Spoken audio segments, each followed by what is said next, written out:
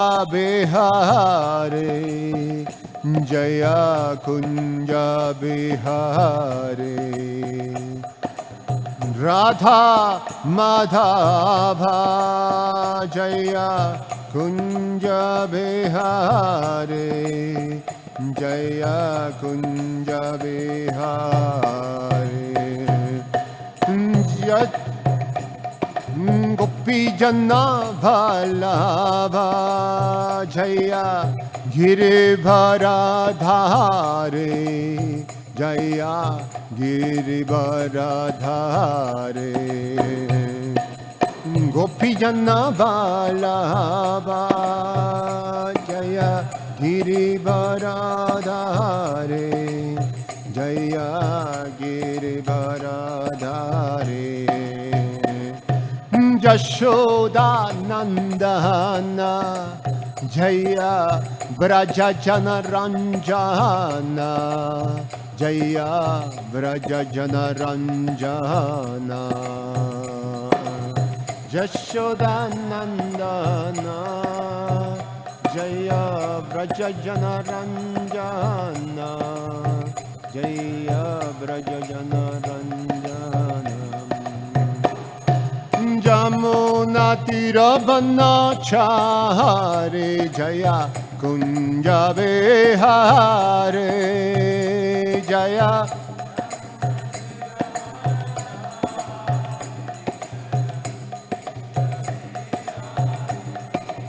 Jaya Jamuna Tiravanachare, Jaya Kunja Bihare,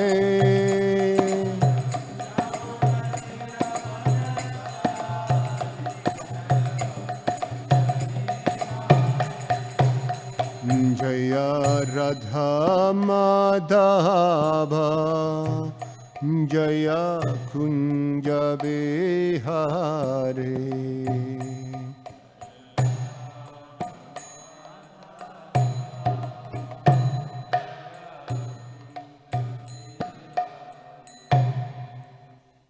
Jayam Vishnupad Paramahansa Parivrajacharya Ashtotara Shata Shishimad, His Divine Grace, A.C. Bhaktivedanta Swami Srila Prabhupada ki. Jayam Vishnupad Paramahansa Parivrajacharya Ashtotara Shata Shishimad, His Divine Grace Bhaktisiddhanta Saraswati Goswami Maharaj Srila Prabhupada ki. Ananta Koti Vaishnava Vrinda ki. ISKCON Founder Acharya Srila Prabhupada ki. Garantara Srimad Bhagavatam ki. Dai Gaura Premanande. Oh, glories to the assembled devotees. Oh, glories to the assembled devotees. Oh, glories to the assembled devotees. Oh, glories to Shishiguru and Shigauranga.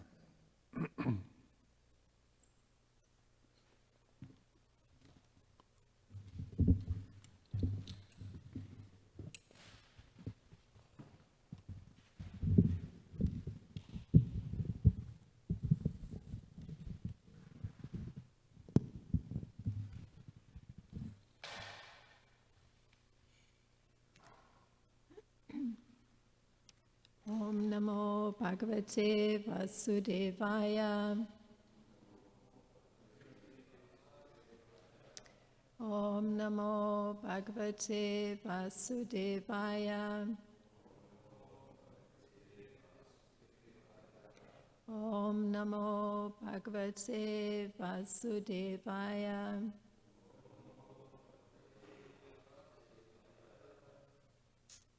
So this morning we're continuing with the churning of the milk ocean, Canto 8, Chapter 8, and the text on the board is text 14, but I'll read text 12 and text 13 as well. Those two texts don't have a purport. And then when we get to text 14, we can chant responsibly. So text 12.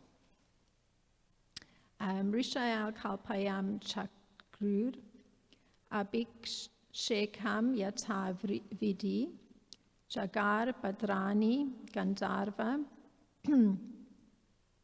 natyascha nantrur jagaha. And the translation for text 12. The great sages performed the bathing ceremony of the goddess of fortune So directed in the authorized scripture, the Gandharvas chanted all auspicious Vedic mantras, and the professional woman dancers very nicely danced and sang authorized songs prescribed in the Vedas.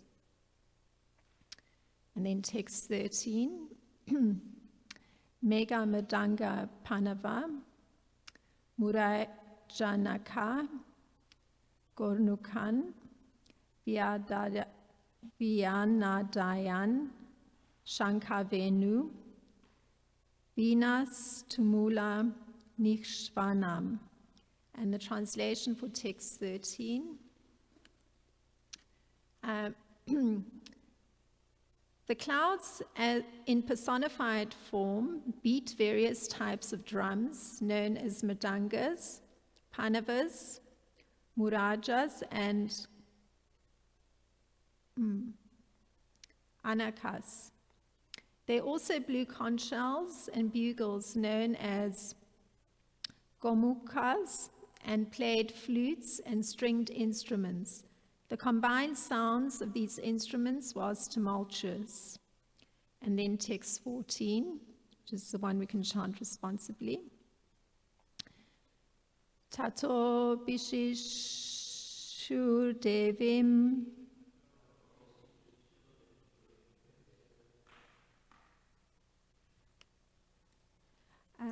Shriyam Padma Karam Nat Satim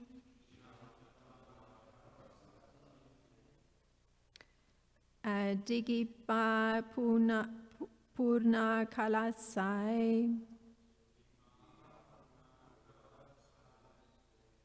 Shukta Vakyar Dvijeritai Tato Bishishur Devim Shriyam Padma Karam Satim Digipa Purna Kalasai Shukta Vakya Dvijeritai Tato Bishishur Devim Shriyam Padma Karam Satim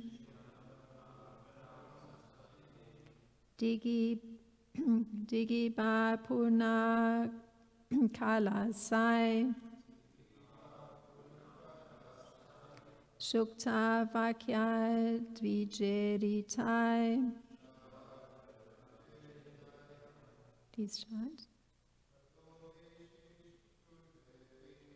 Tato Bishishur Devim Shriyam Padma Karam Satim Digipa Purna Kalasai Shukta Vakya Dvijeritai Tato Bishishur Devim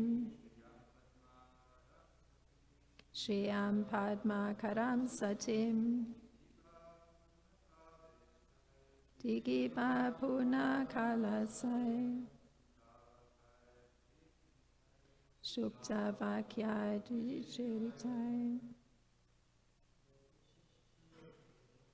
Tato Bishishur Devim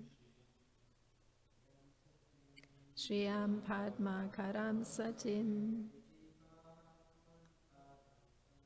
Digipa Purna Kalasai Shukta Vakya Dvijeritai. Okay, the word for word translation. Tata, thereafter, Abhishishichu, poured all auspicious water on the body. Devim, the goddess of fortune. Shriyam, very beautiful. Padmakaram, with the lotus in her hand. Satim, she who is most chaste, not knowing anyone but the Supreme Personality of Godhead. Digiba, the great elephants. Purna Kalasai, by completely full water jugs.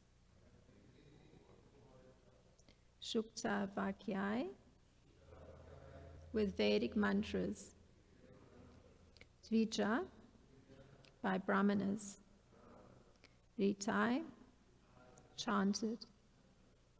Translation. Thereafter, the great elephants from all the directions carried big water jugs full of Ganges water and bathed the goddess of fortune to the accompaniment of Vedic mantras chanted by learned brahmanas. While thus being bathed, the goddess of fortune maintained her original style with the lotus flower in her hand, and she appeared very beautiful. The goddess of fortune is the most chaste, for she does not know anyone but the Supreme Personality of Godhead. Om Jnana-timirandasya Gananjana Shlakaya Chakshur Unmilitam Yena Tasmai Shri Gurave Namaha. Namo Om Vishnu Padaya Krishna Prasthaya Bhutale Srimataram Padaswami Iti Namine. Namo Om Vishnu Padaya Krishna Prasthaya Bhutale Srimate Bhaktivedanta Swami Iti Namine. Namaste Saraswati Deve Gauravani Pracharine Nirvishesha Sunyavadi Paschatya Deshatarine. Jai Shri Krishna Chaitanya Prabhu Nityananda Shri Advaita Gadadhar Shivasadi Gaura Bhakta Vrindam. Hare Krishna, Krishna Krishna, Hare Hare, Hare Rama, Rama Rama, Hare Hare. So, there was a purport, that's right, thank you. Okay, so the purport. The goddess of fortune, Lakshmi, is described in this verse as Shriyam, which means that she has 6 opulences: wealth, strength, influence, beauty, knowledge, and renunciation. These opulences are received from the goddess of fortune. Lakshmi is addressed here as Devi, the goddess, because in Vaikuntha, she supplies all opulences to the Supreme Personality of Godhead and his devotees, who in this way enjoy natural life in the Vaikuntha planets. The Supreme Personality of Godhead is pleased with his consort, the goddess of fortune, who carries a lotus flower in her hand. Mother Lakshmi is described in this verse as Sati, the supremely chaste, because she never diverts her attention from the Supreme Personality of Godhead to anyone else.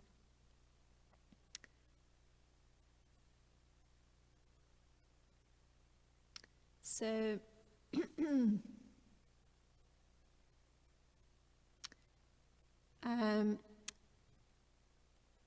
in the purport, Srila Prabhupada is making a connection, and the connection he's making is between the word Shriyam, which is translated as very beautiful. And the connection he's making is that to also that the goddess of fortune is possessing not only beauty, but also wealth, strength, influence, knowledge, and renunciation. So Srila Prabhupada has expanded the original beauty that was attributed to the goddess of fortune. And not only does she possess an abundance of these attributes, but she is in fact supplying these same attributes in abundance to the Supreme Personality of Godhead and to his devotees. So this is her particular beauty. Not only does she possess these extraordinary attributes, but she also supplies them to the devotees and to the Supreme Personality of Godhead, or Lord Narayan, her consort.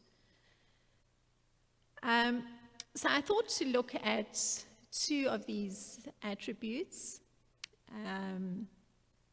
and beginning with the first one, if one considers the attributes of beauty,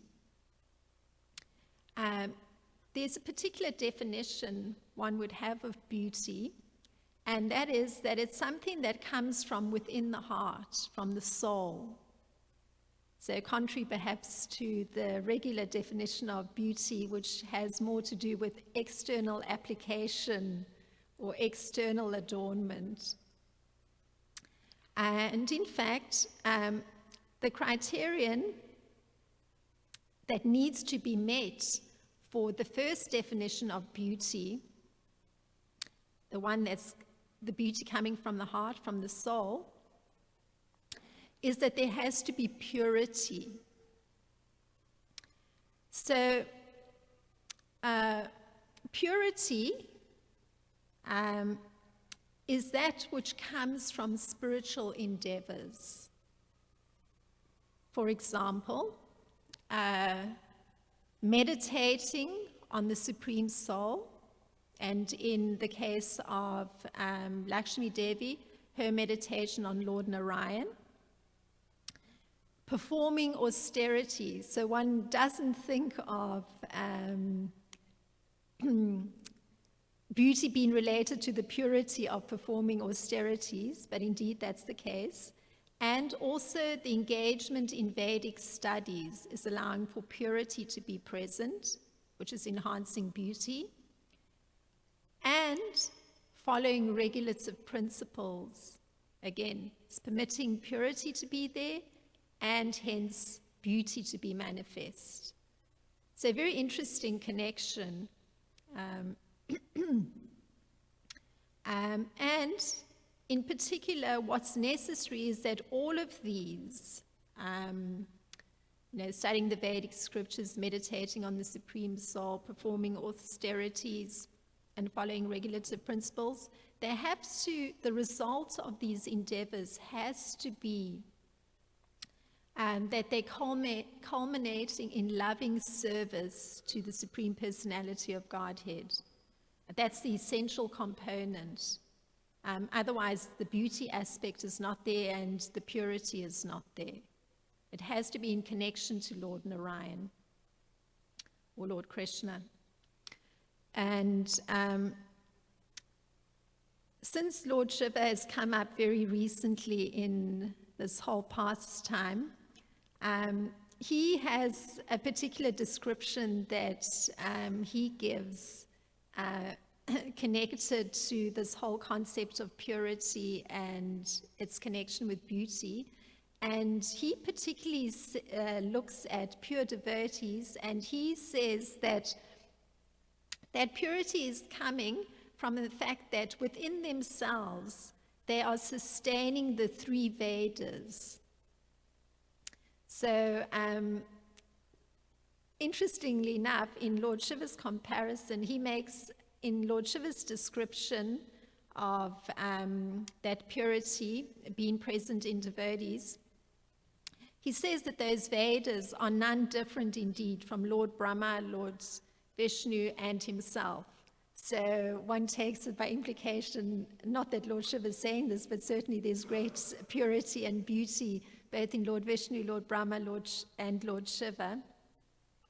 And hence, the purity and the beauty are present in those personalities. Now, since the source of beauty is purity from spiritual endeavors that result in service being lovingly performed to Lord Krishna, then one can actually by logic say that the actual source of beauty is the Supreme Personality of Godhead, Lord Narayan or Lord Krishna. Because the service is being performed, all these austerities that allow for purity are being performed to him, and if done lovingly, then the actual source of beauty and purity is Lord Krishna and Lord Narayan. So, and this is borne out because there's this wonderful generalization. It's given in the 11th canto of Srimad Bhagavatam, the first canto, the 7th chapter, or the 7th verse. This is the particular generalization that's made in relation to the statement I've just made in terms of logic. So I'm quoting, "All beautiful things emanate from him, and his personal form is so attractive that it steals the eyes away from all other objects, which then seem devoid of beauty in comparison to him." So when Lord Krishna, to expand this a little bit, this great beauty of Lord Krishna, when Lord Krishna was on the earth, he attracted the eyes of all people. When Krishna spoke, his words attracted the minds of all who remembered him. By seeing the footsteps of Lord Krishna, people became attracted to him, and thus they wanted to offer their bodily activities to the Lord and his devotees. So, one often has this experience just in relation to this particular expansion on the idea of the beauty of Lord Krishna, that even seeing the imprint of his footsteps arouses that desire to offer some sort of service to him in a loving mood.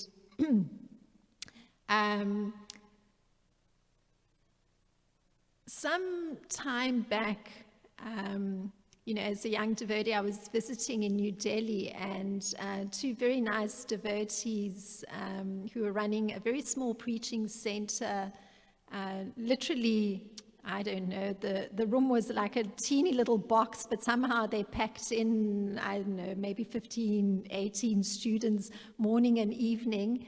And the first time I got exposed to the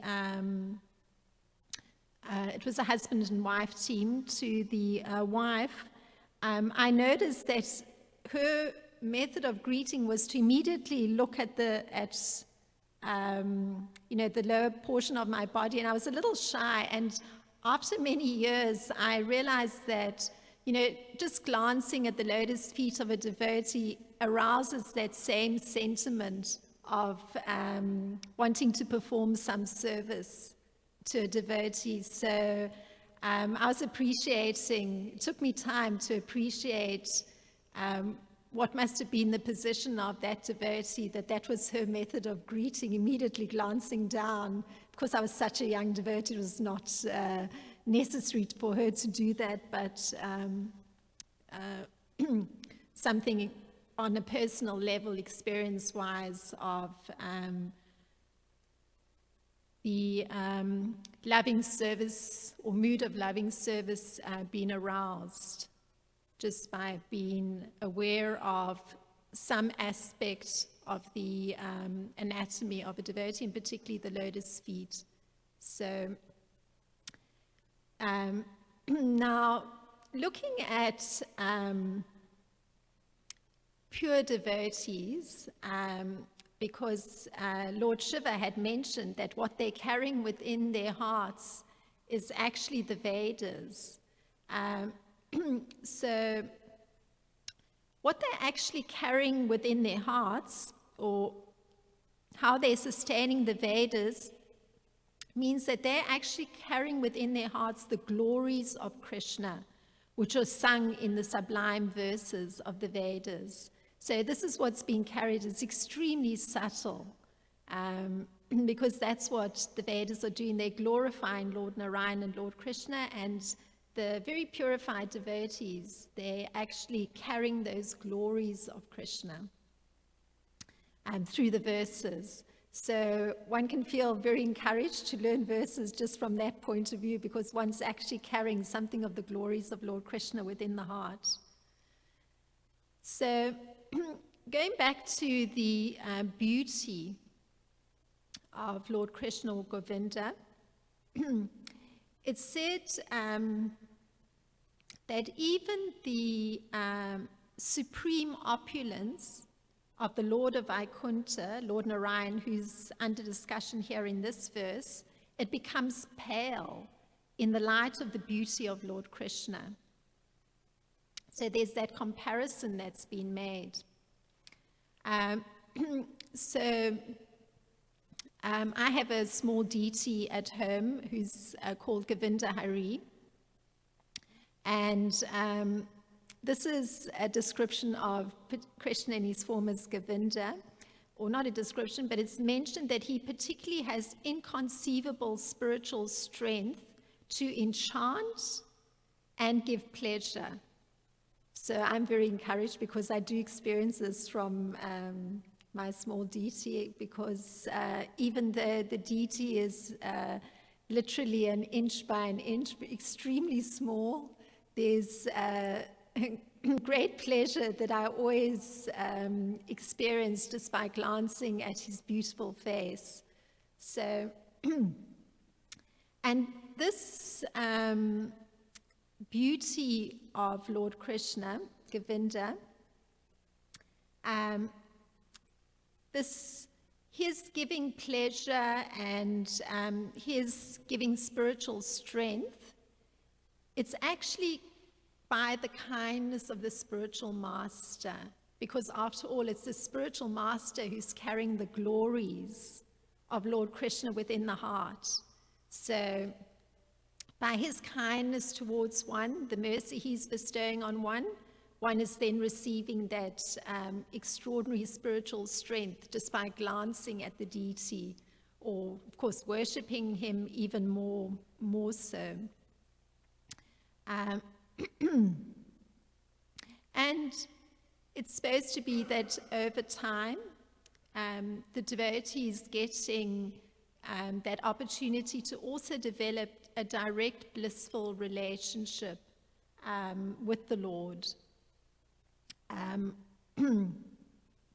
And this usually comes, now I don't have, perfect experience of this. I'm saying something that's coming from the scriptures. This is coming after one has understood the blissful pastimes of Lakshmi Narayan. So that's supposed to be the first step. One is understanding those pastimes. Then one is understanding the pastimes of Sita Ram, Rukmini Dwarkadish, and finally Lord Krishna. So there's a sequence for developing that blissful relationship on a personal level with Lord Krishna.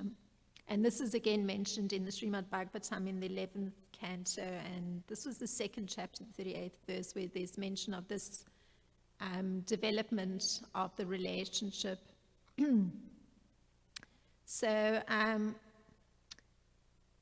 in this context here, where the discussion is of Lakshmi Devi and her relationship with Lord Narayan,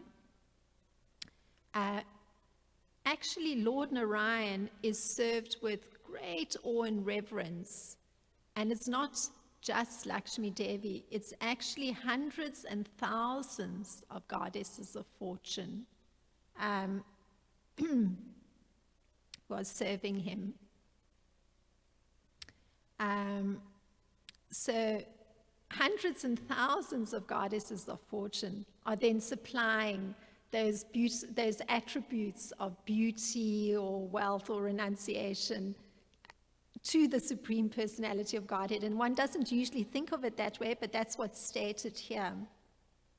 And the same hundreds and thousands of goddesses of fortune are supplying those attributes of beauty, wealth, strength, renunciation to the devotees. So quite extraordinary. They're possessing that, but they're also giving those same attributes. And one's fortunate, there's hundreds and thousands of the goddesses of fortune doing the same thing. So in this purport, there's Srila Prabhupada references that in the Vaikuntha planets, there's natural life that's lived by the devotees. due to these opulences that are being bestowed by Lakshmi. So one wonders, what is the connection between natural and these extraordinary opulences? Because it's not so natural in our world to possess those opulences. In fact, there's a paucity of them, or at least several of them, there's a paucity, one maybe a little bit there. So of course, that's again looking on the external level, so just recalling that these, the abundance of these attributes is from the heart and the soul.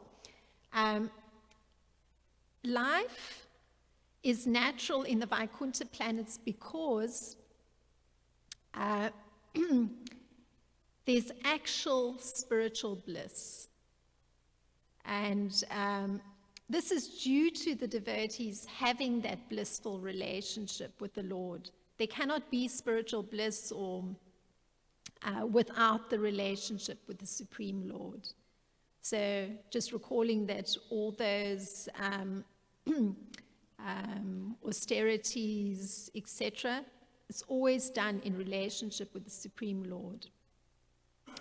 So it's said that in the Vaikuntha planets, even the scenery, so we'll have some scenery behind the deities. In the Vaikuntha planets, the scenery, and today there are birds, so the birds and animals are fully conscious of Krishna. And they're absorbed in transcendental bliss as well. So now Krishna explains something of his abode very simply in Bhagavad Gita, because one's getting some idea of this place where everybody's endowed with an abundance of these extraordinary attributes, and there's a whole atmosphere of spiritual bliss. So this is Lord Krishna's description in Bhagavad Gita. He says, "Na tat basayate suryo, na shashanko na pavakaha, yat gaiva na nivartante, tadama paramam mama." That supreme abode of mine is not illumined by the sun or moon, nor by fire or electricity. Those who reach it never return to the material world. That's from Bhagavad Gita 15:6. So the natural life referred to by Srila Prabhupada is one of full satisfaction on the spiritual planet of Krishna or Lord Narayan. So there's complete satisfaction because there's no paucity. There's an abundance of those extraordinary attributes. So hence there's full satisfaction. And this satisfaction is also due to the absence of any attachment to something material. Because attachment to material, there's always that paucity of spiritual bliss because there's no relationship with Krishna. So the minute there's no relationship with Krishna, then, and due to the attachment of something material, there's dissatisfaction. It's just automatic. So, so that satisfaction that's present in the abode of Lord Krishna or Lord Narayan is in persons who've become associates of the Supreme Lord, and they're enjoying eternal bliss. So there's no fear of that bliss ending. It's eternal. So looking at a second attribute that Lakshmi Devi both possesses and gives in abundance is that of knowledge. So one can say that knowledge is bestowed by the goddess of fortune to a particular group of persons, those who are purely in Krishna consciousness, and those persons who don't know anything other than Krishna. He's their only shelter. Now, it's interesting, we've been attending Janita Gaurahari and I, these interfaith meetings, and often it seeps into the dialogue that the persons have a view of themselves as have been persons who've been chosen in some way to interpret the scriptures. So this particular understanding is so contrary because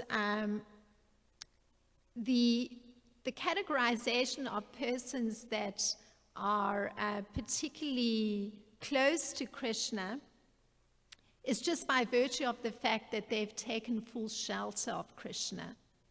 So it's actually their own austerities, sacrifices in relationship to Lord Krishna that have put them in that position. So it's a much more humble definition of a special group of persons than what's often presented in these interfaith dialogue meetings. Now,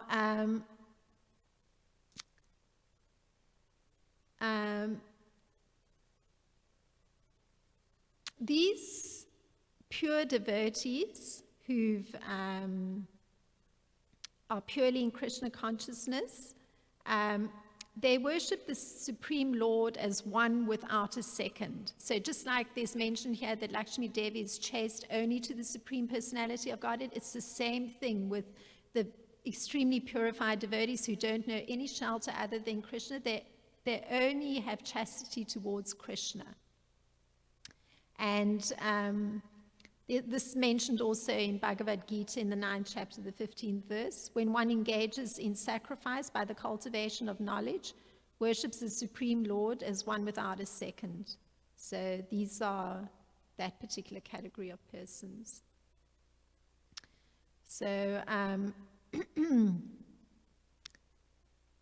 the knowledge that's been bestowed by the goddess of fortune upon these great personalities is due to the sacrifice that they've performed. And particularly this sacrifice is the continuous engagement in chanting the glories of Lord Krishna. So it's a very extraordinary position to continuously be able to do that. And this has been done mentally, it's been done verbally, and it's been done bodily. So we often, are kind of stationary in one building and we're performing our services, and then there's visiting great personalities, and we understand that in 3 days' time that they'll be in a completely different city doing exactly the same thing, chanting the glories of Lord Krishna. So constant engagement. So the Shravanam, Kirtanam, Vishnu Smaranam, always remembering Krishna and chanting his glories. And it's done in a very happy mood. This is the other factor in the whole thing. So there's a happy mood, and it's accompanied by determination that they're going to achieve the Supreme Lord in a transcendental relationship of a particular mood. There's usually 5 moods, but there's that determination and certainty that they're going to, just like is mentioned here, or the description of being in a place where there's that loving relationship with the Lord, one's an associate with the Lord, and it's an atmosphere of transcendental bliss. So these great devotees are quite convinced that is the particular place they'll be attaining. So there's a nice analogy made by Srila Bhaktivinoda Thakur, and he says that those who propagate Krishna consciousness actively as part of are part of Lord Nityananda's market. So this is how he describes it. So different persons in a marketplace have different varieties of things that they bring. And there's many customers who come to the market, but in the market of the holy name, it's the preachers of Krishna consciousness that are the employees. This is how it's described by Srila Bhaktivinoda Thakur. And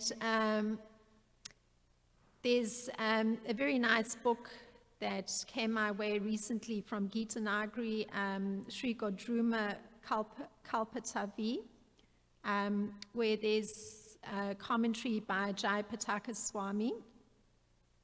And he makes a very nice remark.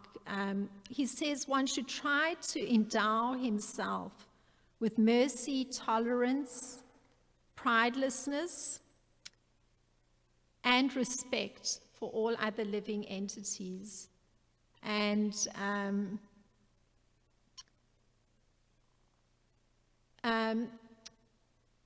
this is a very interesting point, and I thought, again, it's because of recent experience, I've really been thinking a lot about this, and I was appreciating that Jayapataka Swami is commenting that always there should be the readiness to give credit to others without desiring any praise.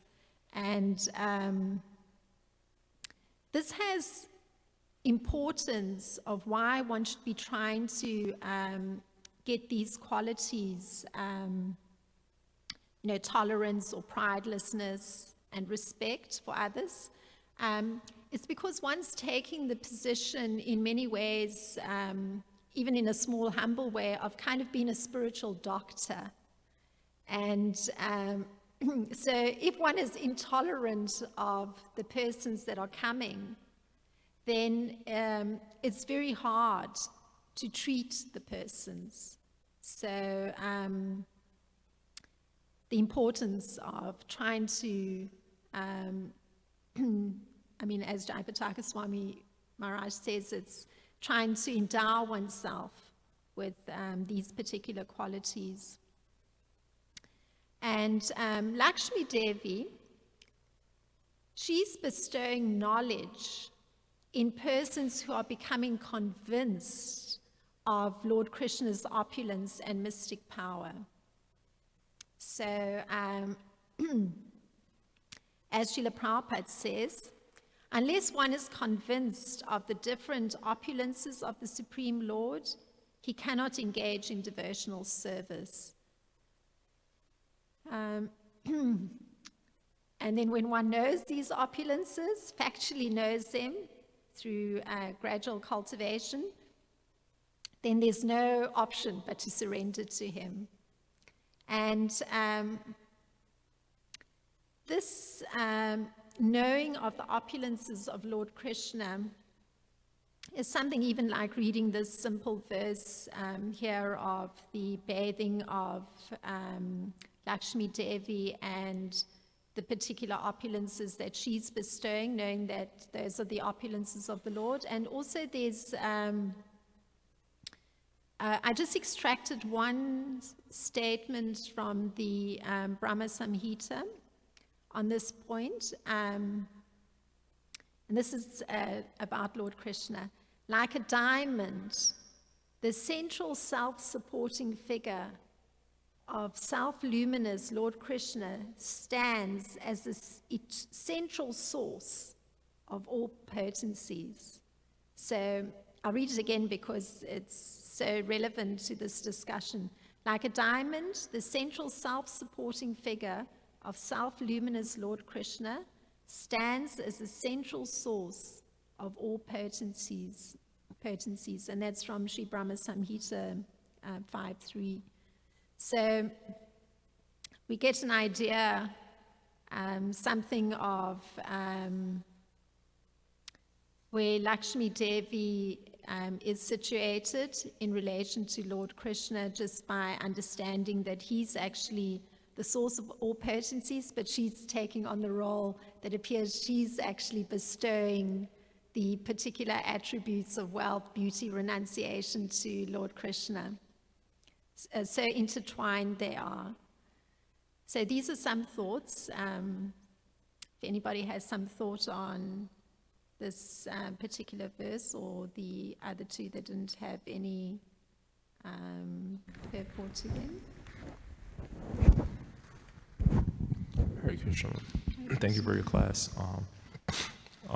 One point I noticed, it mentions that Lakshmi was very chaste to God. And it seems like it's very easy to do that when he's has unlimited money and unlimited wealth, unlimited beauty. And the direction I'm going with this is that as far as relationships associated with devotees or anyone is concerned, we kind of want our friends or our husbands or whatever to be like God and our wives to be like Lakshmi. And that's pretty much not possible, because we can see in the material world, generally, it doesn't matter whether you're a woman or a man, you want undivided attention from someone. I don't want you to look at another woman. I don't want you to fantasize about another woman.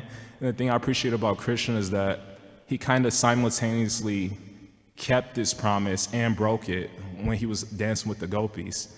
He divided his attention, and at the same time, he kept his attention towards everyone. So my question is essentially is that as far as all of our relationships concern, our friends, our husbands, our wives, basically, generally in the material world, we won't have confidence unless my husband, my wife, or some leader of some institution gives me confidence.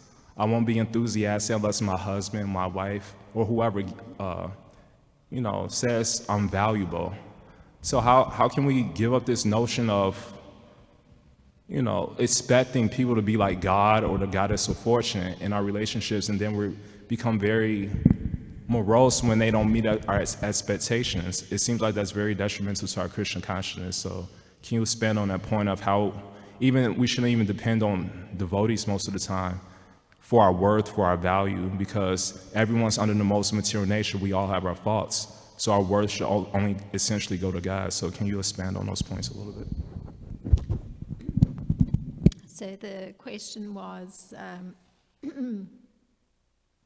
how can one actually not look for one's self-worth in one's wife, husband, or even one's confidence in one's wife, husband, or even through devotees?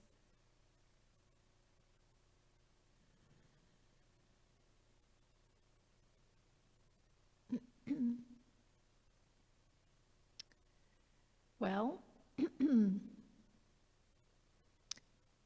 in this particular verse, the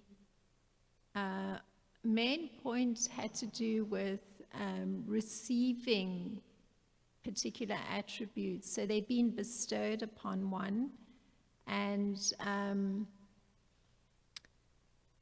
the attributes were, wealth, beauty, renunciation, strength. So strength is perhaps the one that most closely ties in with the question you've brought up, because it's what you're referring to is mental strength, and also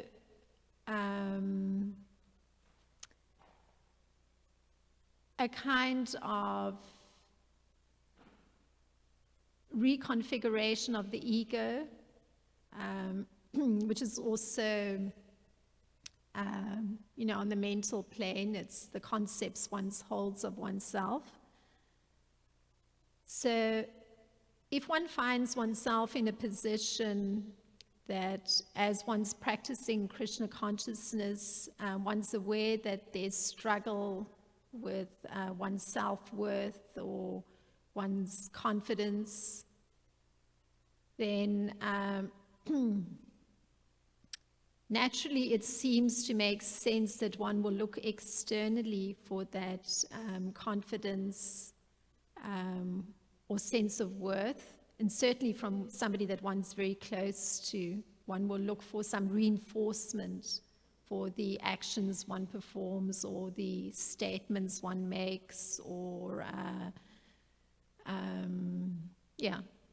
let's say those things one does verbally or the things one does physically, or even one's decisions. And then one finds that, like you've stated, that becomes questionable. Can you truly change your sense of self-worth or your sense of confidence by just reinforcement coming from the outside, even though there's a close heart connection, obviously, if it's a person that one is close to. So one, you've very intelligently thought, you have to question the validity of that approach. And indeed it's true, because any paucity within oneself has to be addressed rather through turning one's attention to looking for the source of strength. So the source of strength is always Lord Krishna. In this case, it was Lord Narayan, Lakshmi Devi. So that's the source of strength. So if one's in a position where, one's stumbling in those areas, then one turns to the source of strength. And the key in dealing with those stumbling blocks is not to allow them to overwhelm one. Rather, one acknowledges them and then turns one's attention to performing one's devotional service very carefully, with full devotion, with full care.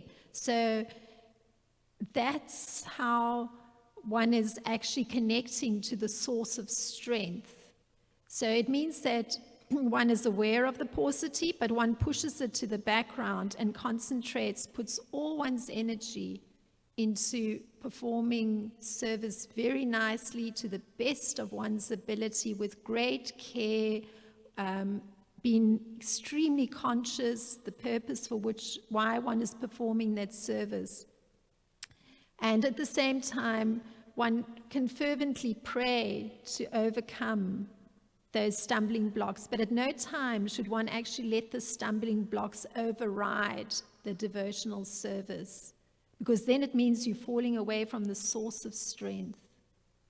And if one continues in that kind of way, then the strength is given. So the strength will come that one actually can recognize over a period of time, oh, actually I've been able somehow, by the kindness of Lord Krishna, to be maintaining this service. Somehow or other, it's actually been accepted. Even devotees may even acknowledge this service. And that starts to change something of that old ego, those old concepts one has of oneself. Oh, I don't do things so well, or I'm not consistent, or what I do may not be pleasing to someone. That strength then allows one to start changing those concepts. Even one doesn't have to practically do it, it just happens automatically. One starts to get a new picture of oneself, and that's why it's called the true ego, or the other one is referred to as the false ego. It starts to fall away. One gets a completely new picture of oneself. And indeed, that's part of progressive spiritual life, the falling away of all those old concepts, that paucity that's naturally there is no longer a reality. It's getting filled up through the connection with the Supreme Personality of Godhead, who's full in all those opulences, particularly the strength in this case, which is the issue at hand. So that's a response to the question. Thank you.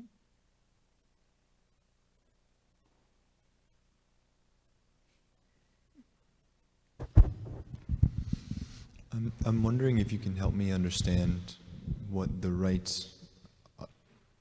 conception of the word purity would be, because I tend to hear it a lot. You hear, oh, you take prasadam and it purifies your mind. You read Srila Prabhupada's books, it purifies your intelligence. You stub your toe and someone says, oh, you're getting purified. So Yeah. What is the right understanding of purity? It's this fantastic question that there's so much reference to one's consciousness getting purified, reading books is purifying one, taking prasadam is purifying one. So what's the correct definition or understanding of the word purity? Yes. Well, there's, it's often considered to be a disease that one is suffering from. So there's a very serious disease that is one of wanting to get some results from an activity one performs. And the reason it's considered a disease is because it's ensnaring one. One's getting more bound up by the material energy the more one tries to get that result from some activity one performs. Because with wanting to get the result, inevitably bad qualities emerge because one gets a little competitive, one gets a little envious because one looks around, one is determined to get that result. Oh, somebody else may get this, or somebody has it and I don't have it. So it gets a little problematic. So the disease is being fed. And indeed, there's a very dissatisfied feeling that's going on most of the time with feeding a disease. So then one comes to Krishna consciousness and one starts hearing about purification or purifying. So the other term for purifying would be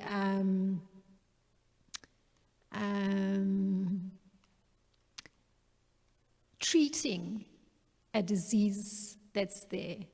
So one's applying a treatment. So the treatment is trying to break that connection that one has had apparently for numerous lifetimes of my activity, my thought is going to give me this result. You're trying to break that connection between your belief that you can actually attain something by your actions. So here you are, taking, say, reading something from the scriptures, and if one were reading a regular book, one may think, oh, by reading this book, the result I'm going to get is knowledge. It's going to actually now make me, a more prestigious person. I'll certainly be able to, bump my competition out of the way because now I have, an extra category of knowledge. So it inevitably goes like that. There has to be a consideration of defending what one has and also competing with others. So here, if you contrast that with reading something from the scriptures, the treatment for that chain of thought, one is getting knowledge, but interestingly enough, one's dependent on that knowledge being revealed to one through this kindness of the spiritual master. So one's not in control. One's not in control in the first scenario either, but one believes one is, and one's doing everything to make arrangements to allow for one to control what one wants to acquire. But here in the second case, one's dependent, completely dependent on the kindness of one's spiritual master, somehow allowing one to understand some little aspect of what one is reading. And so that knowledge that actually is coming there has to be an acknowledgement. This was the kindness bestowed by the spiritual master to allow me to understand this. So one is grateful for the knowledge. So the competitive thing is replaced by gratitude. If it's so that is the purification. It's changing a mindset. Then let's say one is in a regular material situation and one is eating something. So let's say one's vegetarian. So one takes a vegetarian meal and feels righteous. I have now, done my part in this world for, making sure that the animals are unharmed. Inevitably, there's some feeling of righteousness. And then, on the other hand, say one is taking prasadam, and again, one is understanding this vegetarian meal is actually being offered to the Supreme Personality of Godhead. It was actually prepared lovingly by someone. The Supreme Personality of Godhead has tasted this, and it's my good fortune that somehow or other I've had this connection with that extraordinary transcendental personality, and now I'm getting a chance to actually taste this beautiful meal. So immediately there's a sense of appreciation, a sense of wanting to extol the virtues of somebody who prepared something so beautiful, or the Supreme Personality of Godhead for his somehow being able to make this taste quite different to what a regular vegetarian meal would taste like. It's got a special taste, flavor. It's that blissful component. So one is again purified, you've treated the disease of somehow maybe righteousness, pride, by feeling gratitude, feeling appreciation, remembering a relationship with the transcendent personality who is somehow connecting with one on this material plane. So the consciousness is uplifted. So, and the disease has been treated. And I can't remember what was the third example you brought up. I remember the prasadam and the reading of scripture being purified. And I can't remember what the third one was.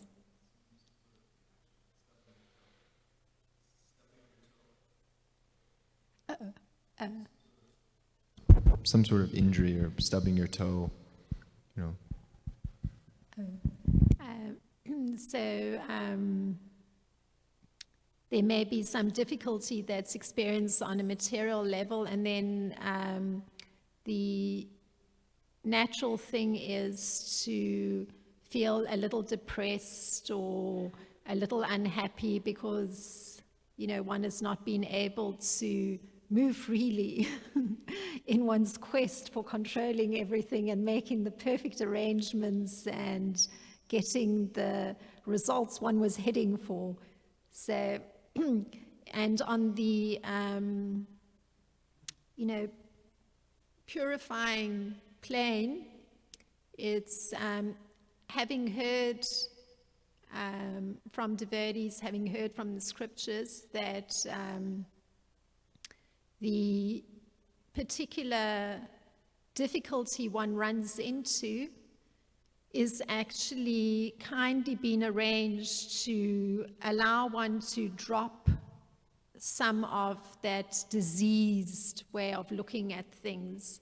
So one can then see the external thing that's happening that's uncomfortable or difficult and actually think, okay, this is somehow some blessing. I'm not seeing it right now, but it's a blessing. So let me examine what this can help me to understand. And inevitably, when one looks at, let's say one's run into a physical difficulty as you've described, when one looks at it, one may find that one's incapacitated for some time, and then because one's incapacitated physically for some time, it forces one to actually be more contemplative, more thoughtful, and one may not have taken that time otherwise in one's, material quest. There's no time for, stopping and contemplating. That's not part of that picture. That picture all has to do with achieving. So, with contemplating and reflecting, one again gets a chance to remember one's relationship with the Supreme Personality of Godhead. And in that way, again, you're breaking something of the mindset that was there, something of that. I mean, Srila Prabhupada uses the word fruitive all the time because, you're wanting some result. So, yeah, so that's purification is like treatment. It's a treatment for a very uncomfortable condition that produces a lot of unhappiness. Whereas the other, once one applies the treatment, there's there's that experience of spiritual bliss because one's connecting with the great personality who's the source of that. So, yeah, so it's a happy, purifying, happy treatment. It's all done in a happy mood. And one can take a deep breath and drop all that regular mindset that unfortunately we saddled with. And sometimes we can consciously give it a kick in the face. So, yeah, it's a response. Thank you for the question. Thank you very much. Srila Prabhupada ki jai, Srimad Bhagavatam ki jai.